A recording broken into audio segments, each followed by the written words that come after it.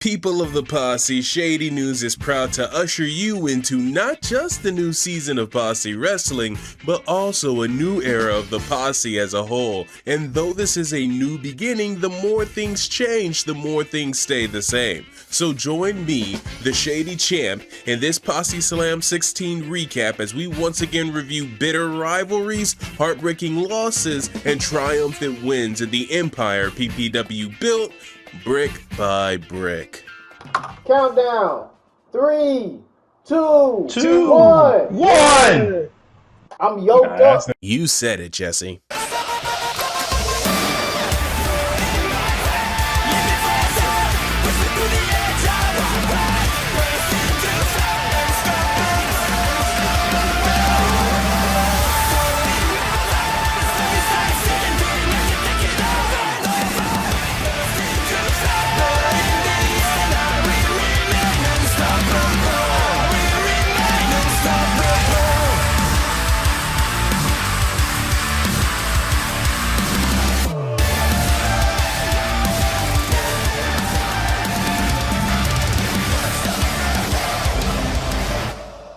As always, be sure to like, subscribe, and tune into their Twitch at 8:30 Central Time so you never have to miss a stream.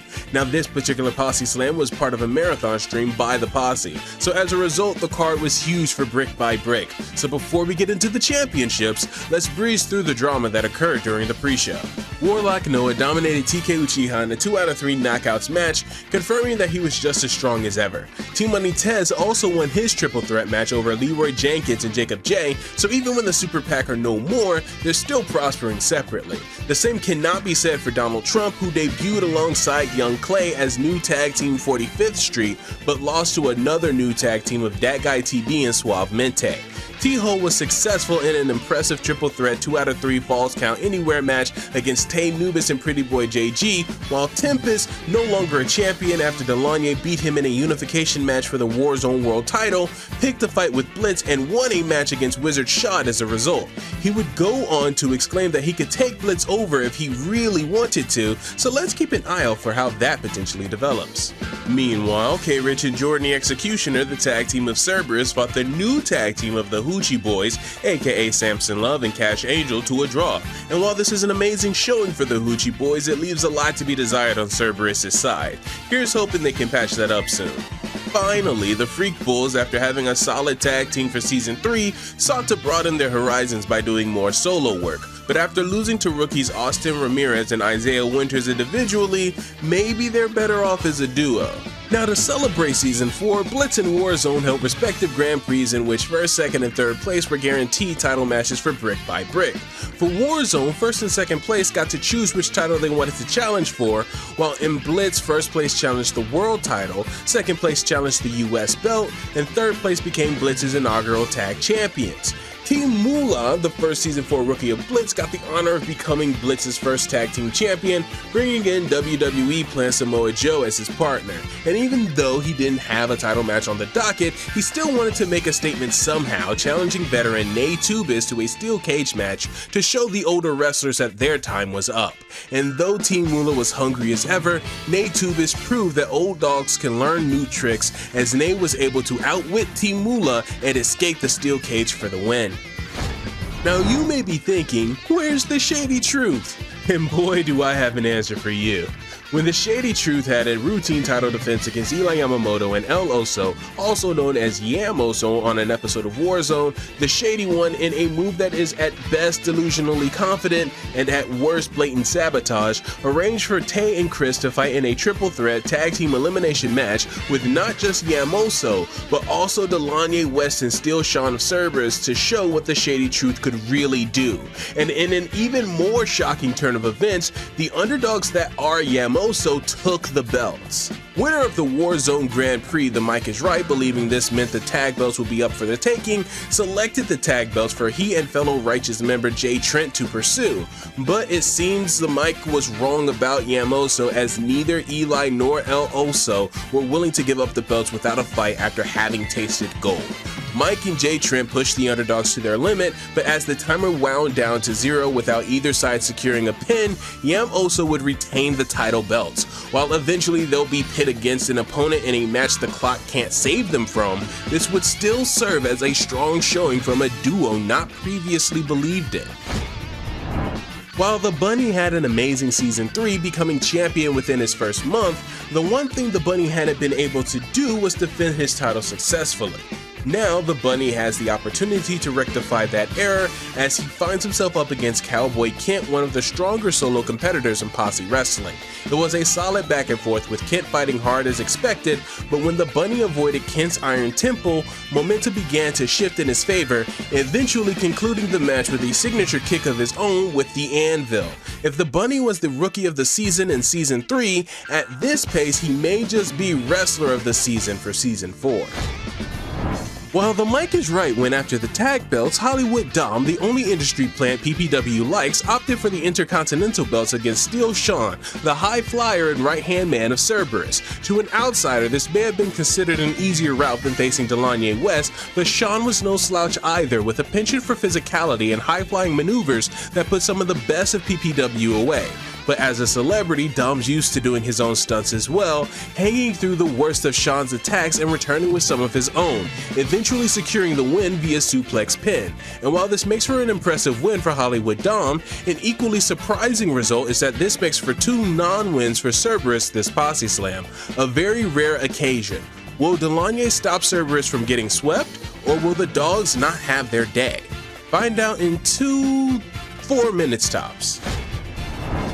When Lady Champ debuted onto Warzone to investigate the caliber of the women in them's division, it was Hunter Brooke by her side, showing Lady the ropes until Brooke's hiatus. And now idols have become rivals as Lady Champ has built herself into a strong fighter, positioning herself into the #1 contender for Brooke's first title defense back in PPW.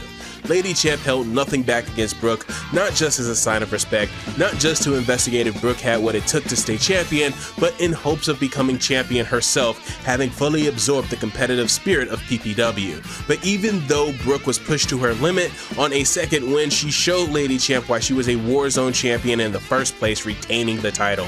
We here at Shady News are proud of Lady Champ regardless and wish her more success when she starts her climb back up that mountain. In Season 3, WWE plant Ronda Rousey grabbed the Blitz Women in Them's Championship and despite all odds refused to let it go, even defeating Hunter Brooke in War of the Worlds 2. The idea of her winning this triple threat elimination match between her, Rain, and Tulips did not seem all that implausible, especially considering Rain knocked out Tulips in a backstage brawl earlier in the pay-per-view. And while aggression was initially delivered to each competitor equally, unfortunately for Ronda, Rain and Tulips' desire to be champion was so strong, earlier beef was set aside as Tulips freed Rain from Ronda's armbar, later giving Rain the opportunity to pin Ronda for the 3 count, ensuring a new champion out of this fight. Between the two, Tulips gave a more offensive showing with a sledgehammer, but after tasting champion status once on Warzone, Rain overcame all pain, determined to achieve it again on Blitz, and after a raindrop for the 3 count, Rain would achieve her goal, freeing Blitz from the grasp of a WWE plan. Considering Samoa Joe's tag team belt and Ronda's now former reign as champion, WWE plans had a habit of establishing dominance in Blitz, which made Umaga winning the Blitz Grand Prix to challenge Jesse Bananas all the more concerning for those that don't want those plans to succeed. It was on Jesse to make sure that the plans could no longer grow in PPW, as both he and Umaga put their bodies on the line in a match of pure physicality minute by agonizing minute. In the end, through the clash of wills and pride, Jesse would remain the top Samoan in Blitz after defeating Umaga, keeping one less WWE plant from the belt and proving PPW isn't some secondary brand. Now, the Shady One may have had a hand with his followers losing the tag belts, but if he himself could win a title, it could all be worth it. Unfortunately, due to being 3rd place of the Warzone Grand Prix, he had no choice but to go up against the god of Warzone and biggest dog of Cerberus, Delanye West. Fans of PPW had already accepted this match as a foregone conclusion, as Delanye initially overpowered the Shady One. But the momentum shifted as the Shady One pulled out every trick in the book, some of which weren't even allowed.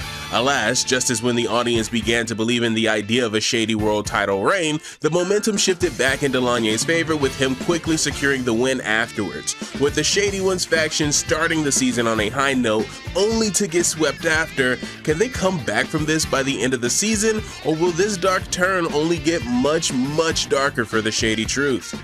Fight by fight, no, brick by brick, Posse Wrestling has become a house of violence, stories, and entertainment, and this season aims to not just be different, but to also surpass the lore that came before. But don't you worry, because we'll always keep you updated on all things PPW, or This Ain't Shady News, where the lights! Oh man, we need a bigger budget.